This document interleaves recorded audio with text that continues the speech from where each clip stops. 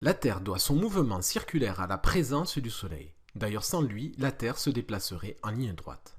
Cela est dû à la force attractive exercée par le Soleil sur la Terre. Afin de représenter cette force, modélisons la Terre et le Soleil par des points placés au centre de chaque astre. Cette force, appelée force gravitationnelle, est elle-même modélisée par un vecteur appliqué au centre de la Terre et dirigé vers le centre du Soleil. Il est noté F de S sur T. La première lettre désigne l'acteur de la force, ici le Soleil, et la deuxième le receveur, ici la Terre. Enfin, notons qu'il s'agit d'une action à distance. Le vecteur force se situe sur une droite appelée droite d'action qui passe par le centre de chaque astre. La force dépend de la masse de la Terre, de celle du Soleil et de la distance d entre les deux astres.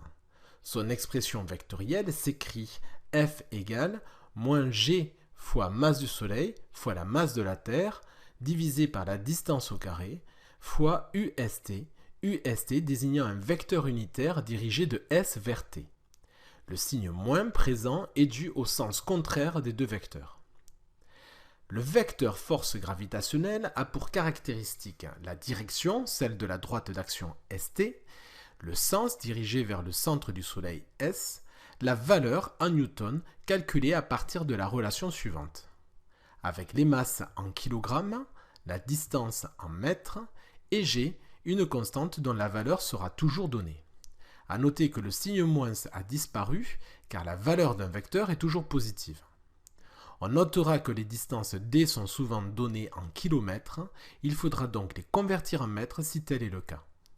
Enfin, la Terre exerce également une force attractive sur le Soleil, notée F de T sur S, égale en valeur et de sens opposé à celle du Soleil. C'est pour cette raison qu'on parle d'interaction gravitationnelle.